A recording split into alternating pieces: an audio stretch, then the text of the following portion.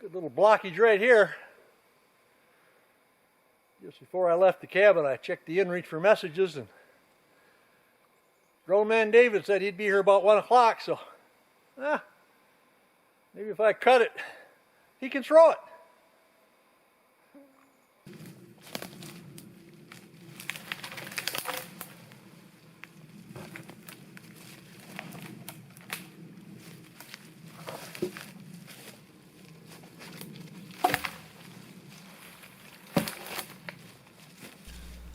It's a good thing I didn't wait for Droneman David to get to the cabin and then walk over on the trail and come out and help me throw all this wood, because when he did get to the cabin, he just kind of sat back, and he got in that new recliner for one thing, thought that was a pretty good deal. And instead of coming out to me, he sent the drone out to find me. From what I hear, he almost lost it. It got way out, he was losing contact with it, and he's afraid it might have gone off in Never Never Land, but it came back to him. And when I got back to the cabin, he was sitting there and he had some treats for me, so all wasn't lost.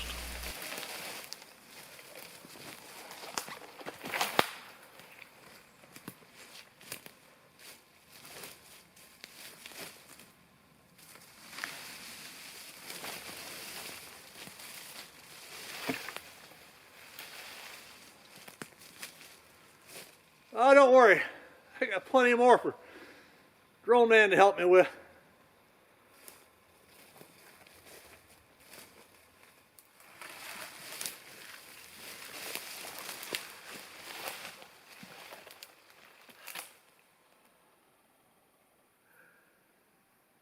Maybe I should call this the Western Warehouse.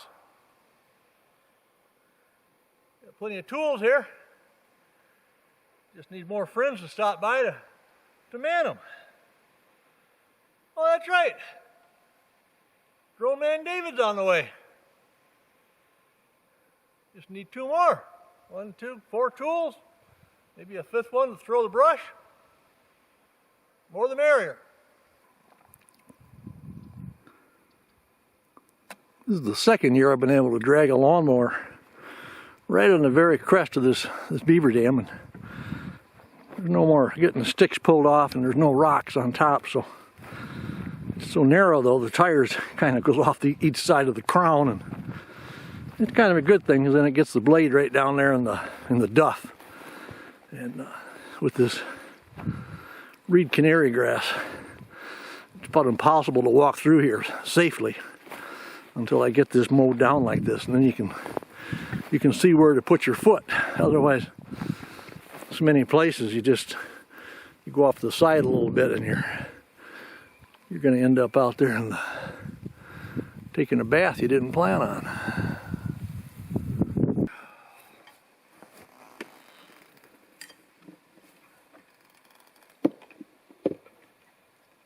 You know, David didn't come out to the work site, but when I got back here, he had this is the first watermelon at the cabin.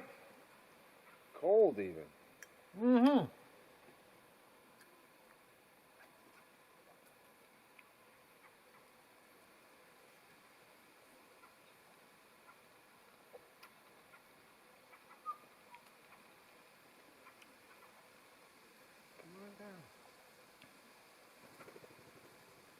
He said he was feeding the Canada Jay's watermelon, but that one just took it.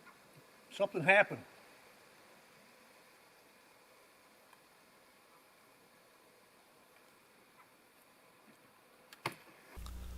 Yesterday I'd spent a lot of time cutting the trees up and throwing logs off, and of course I had a nice visit with Droneman David.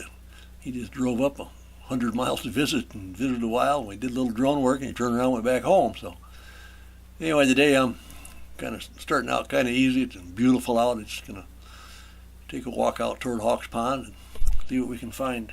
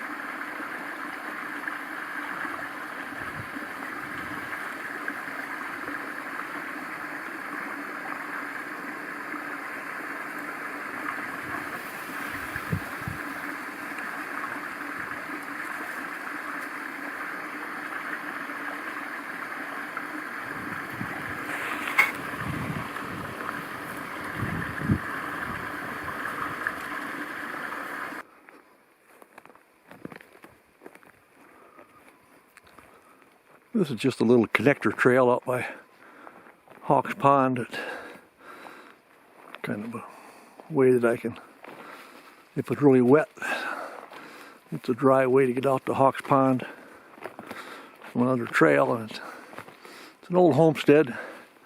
I came back years ago and cleared out the dead trees and allowed all the maple brush and cherry trees and such to grow. So just another piece of varied wildlife habitat. It really gets nice this time of year and getting flat enough. I've mowed it a few times now, so I can, with those big wheel mowers, I can pull them through here and clean it up fairly effortlessly. The remains of this old stove is a good reminder that, well, I guess it'd be over 80 years ago now. That was, people called this little piece of ground out by Hawks Pond home. I've taken the door off this old stove. It's so ornate, really fancy, and I've got the nameplate at home, and I've got the door. It's a little corner cupboard at the cabin you might have seen before, but this is where the remains sit. Kind of a clamshell design on the front and back of the stove.